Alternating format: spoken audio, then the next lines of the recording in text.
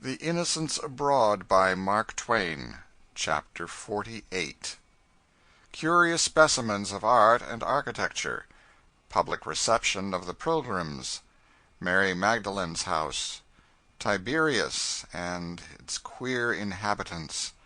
The Sacred Sea of Galilee. Galilee by Night.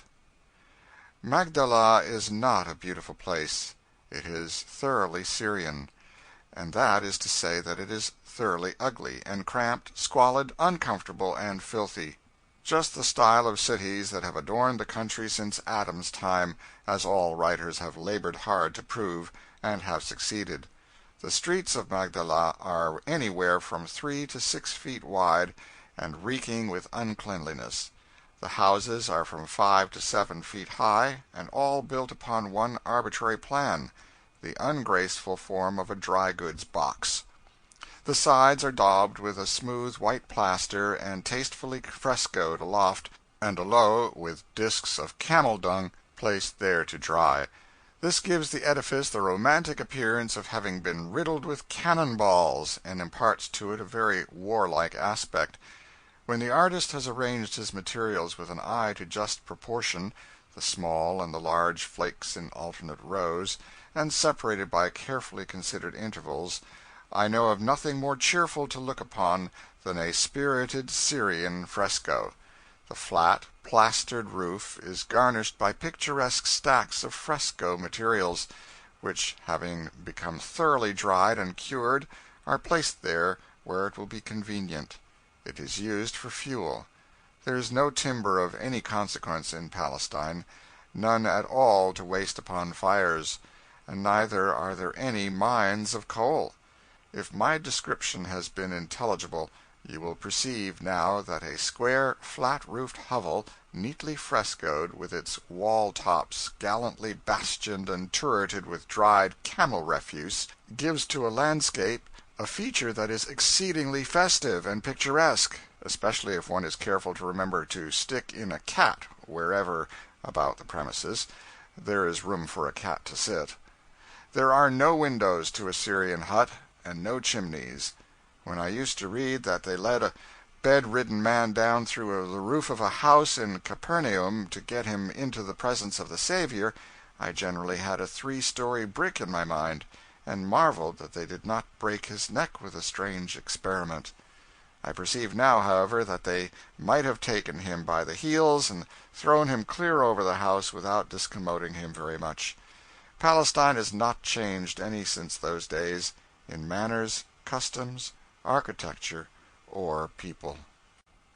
As we rode into Magdala, not a soul was visible, but the ring of the horses' hoofs roused the stupid population, and they all came trotting out, old men and old women, boys and girls, the blind, the crazy, and the crippled, all in ragged, soiled, and scanty raiment, and all abject beggars by nature, instinct, and education.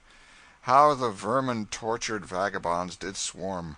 How they showed their scars and sores, and piteously pointed to their maimed and crooked limbs, and begged with their pleading eyes for charity!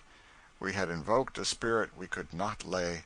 They hung to the horses' tails, clung to their manes and the stirrups, closed in on every side in scorn of dangerous hoofs, and of their infidel throats, with one accord, burst an agonizing and most infernal chorus: Hawajee bukshish, Hawajee bukshish, Hawajee bukshish, bukshish, bukshish. I never was in a storm like that before.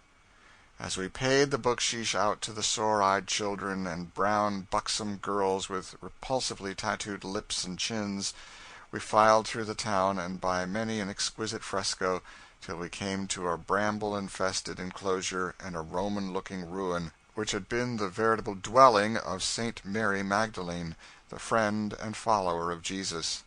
The guide believed it, and so did I. I could not well do otherwise, with the house right there before my eyes as plain as day.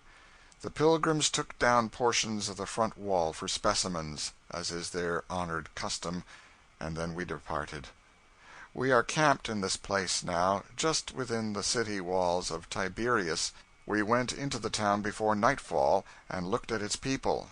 We cared nothing about its houses. Its people are best examined at a distance. They are particularly uncomely Jews, Arabs, and negroes. Squalor and poverty are the pride of Tiberias. The young women wear their dower strung upon a strong wire that curves downward from the top of the head to the jaw. Turkish silver coins which they have raked together or inherited. Most of these maidens were not wealthy, but some few had been very kindly dealt with by fortune. I saw heiresses there worth, in their own right, well, I suppose I might venture to say, as much as $9.50. But such cases are rare. When you come across one of these, she naturally puts on airs. She will not ask for bucksheesh. She will not even permit of undue familiarity. She assumes a crushing dignity and goes on serenely practicing with her fine-tooth comb and quoting poetry just the same as if you were not present at all. Some people cannot stand prosperity.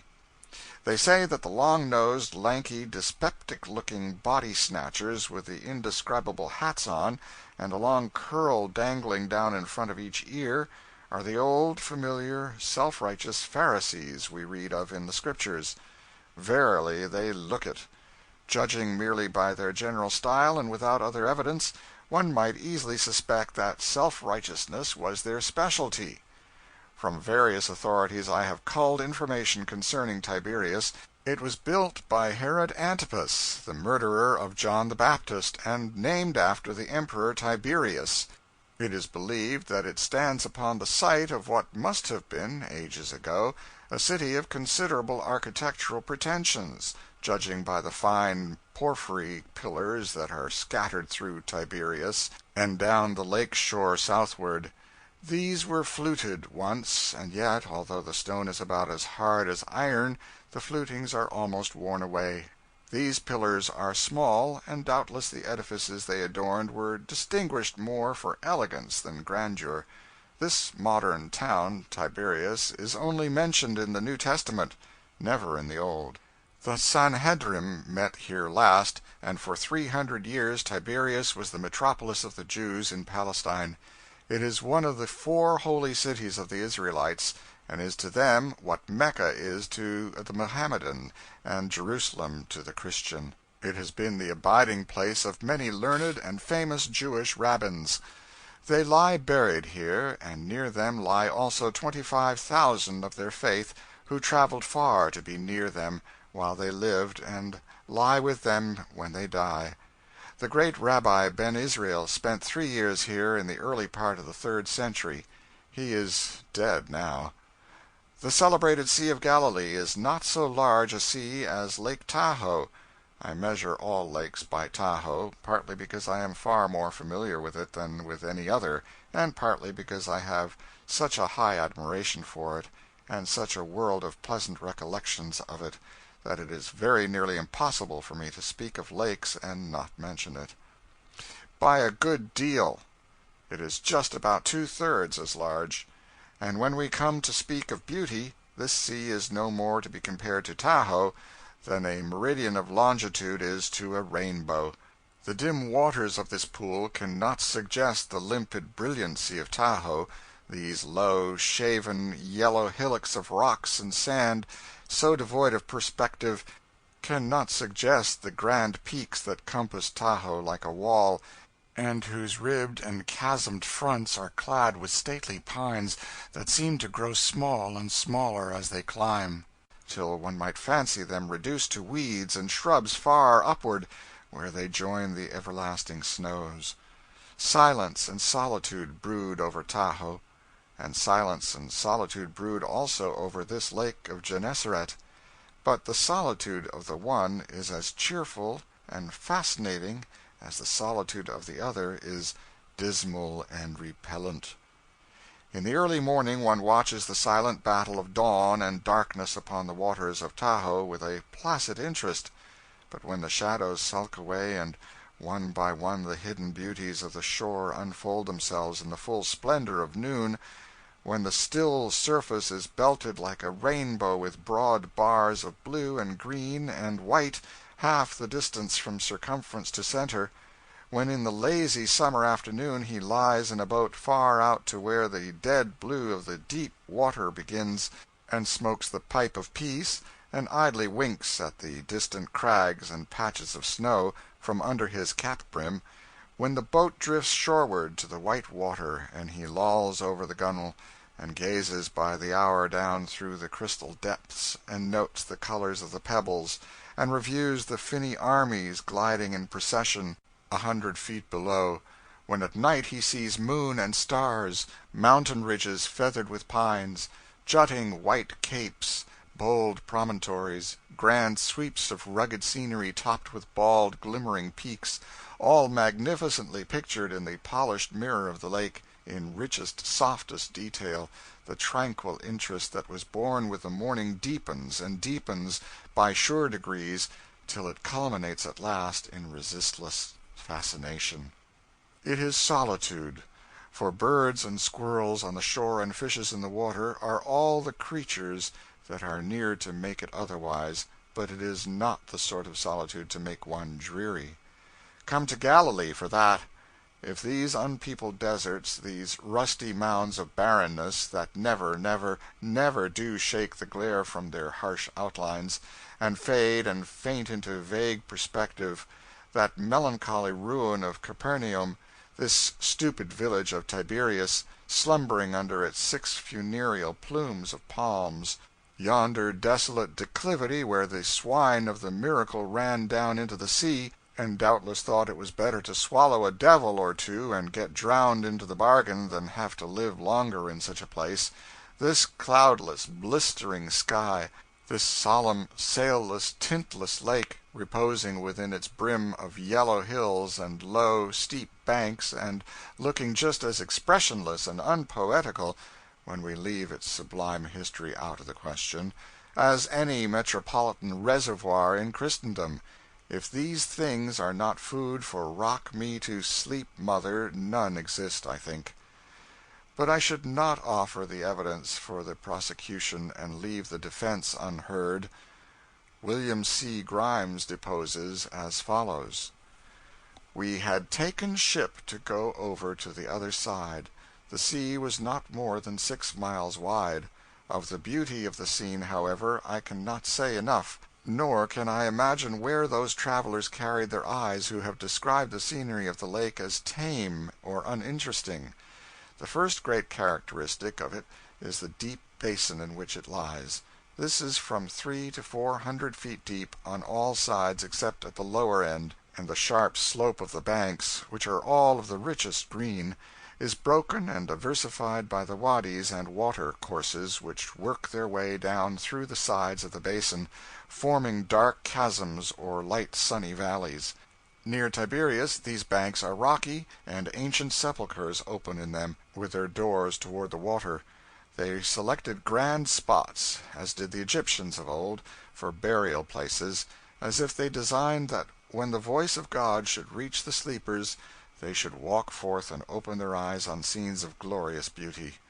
On the east, the wild and desolate mountains contrast finely with the deep blue lake, and toward the north, sublime and majestic Hermon looks down on the sea, lifting his white crown to heaven with the pride of a hill that has seen the departing footsteps of 100 generations. On the northeast shore of the sea was a single tree, and this is the only tree of any size visible from the water of the lake, except a few lonely palms in the city of Tiberias, and by its solitary position attracts more attention than would a forest. The whole appearance of the scene is precisely what we would expect and desire the scenery of Gennesaret to be. Grand beauty, but quite calm. The very mountains are calm. It is an ingeniously written description, and well calculated to deceive. But if the paint and the ribbons and the flowers be stripped from it, a skeleton will be found beneath. So stripped, there remains a lake 6 miles wide and neutral in color, with steep green banks, unrelieved by shrubbery, at one end bare, unsightly rocks with, almost invisible, holes in them of no consequence to the picture. Eastward, wild and desolate mountains, low, desolate hills, he should have said, In the north, a mountain called Hermon, with snow on it. Peculiarity of the picture, calmness. Its prominent features, one tree. No ingenuity could make such a picture beautiful to one's actual vision. I claim the right to correct misstatements, and have so corrected the color of the water in the above recapitulation. The waters of Gennesaret are of an exceedingly mild blue, even from a high elevation and a distance of 5 miles. Close at hand, the witness was sailing on the lake. It is hardly proper to call them blue at all, much less deep blue. I wish to state also, not as a correction but as a matter of opinion, that Mount Hermon is not a striking or picturesque mountain by any means, being too near the height of its immediate neighbors to be so. That is all. I do not object to the witness dragging a mountain 45 miles to help the scenery under consideration, because it is entirely proper to do it, and besides, the picture needs it.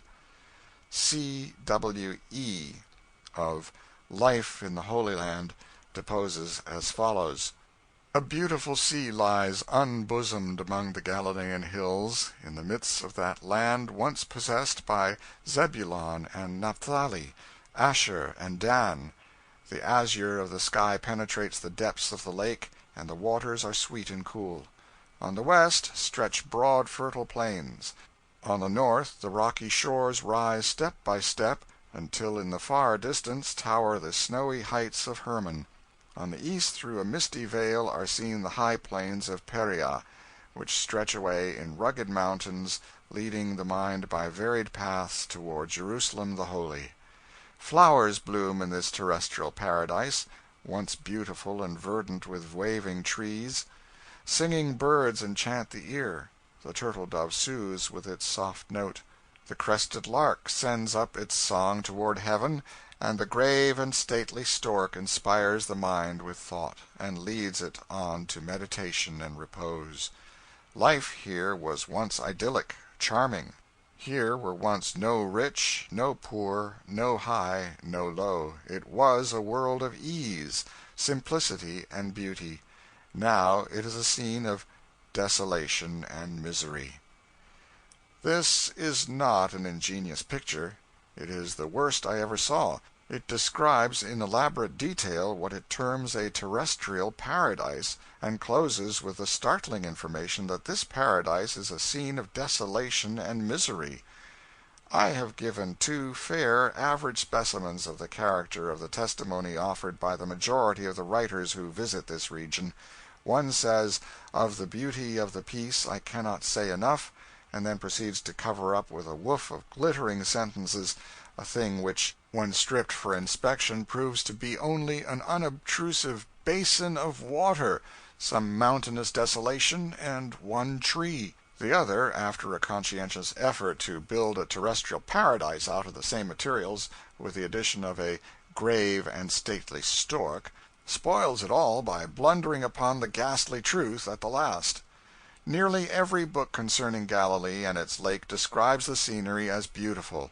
No, not always so straightforward as that. Sometimes the impression intentionally conveyed is that it is beautiful, at the same time that the author is careful not to say that it is in plain Saxon.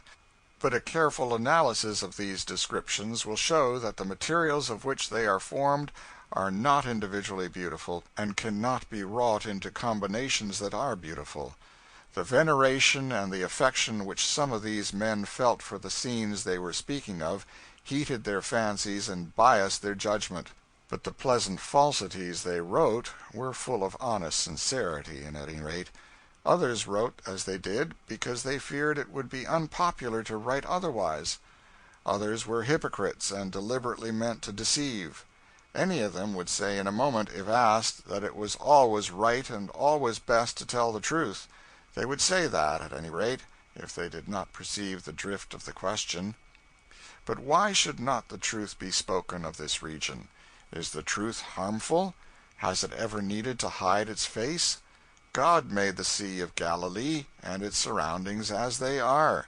Is it the province of Mr. Grimes to improve upon the work? I am sure, from the tenor of books I have read, that many who have visited this land in years gone by were Presbyterians and came seeking evidences in support of their particular creed. They found a Presbyterian Palestine, and they had already made up their minds to find no other, though possibly they did not know it, being blinded by their zeal.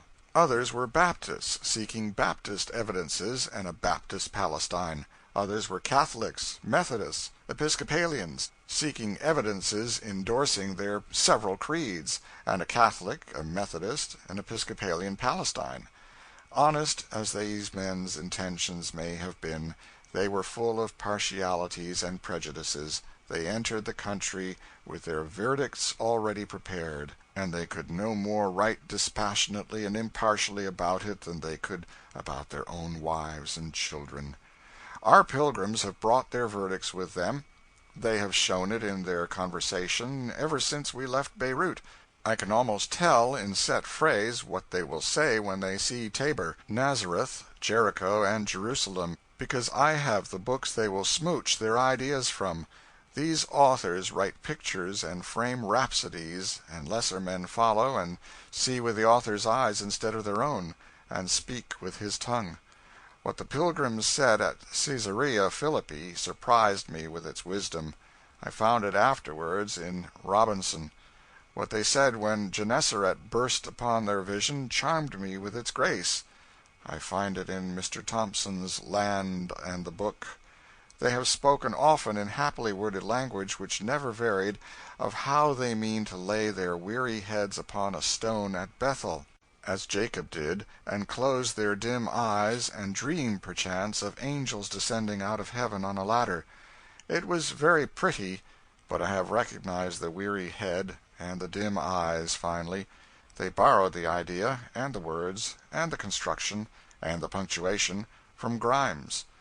The pilgrims will tell of Palestine when they get home, not as it appeared to them, but as it appeared to Thompson and Robinson and Grimes, with the tints varied to suit each pilgrim's creed. Pilgrims, sinners, and Arabs are all abed now, and the camp is still. Labor in loneliness is irksome. Since I made my last few notes, I have been sitting outside the tent for half an hour. Night is the time to see Galilee. Gennesaret, under these lustrous stars, has nothing repulsive about it.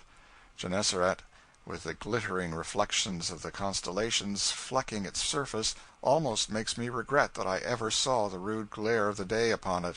Its history and its associations are its chiefest charm in any eyes, and the spells they weave are feeble in the searching light of the sun. Then we scarcely feel the fetters.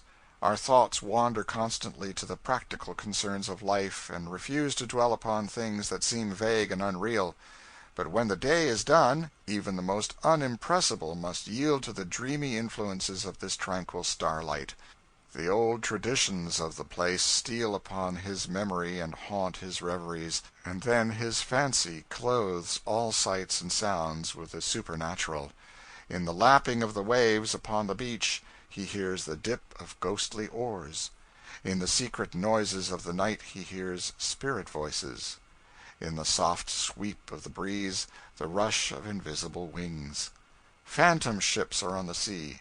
The dead of 20 centuries come forth from the tombs, and in the dirges of the night wind the songs of old forgotten ages find utterance again.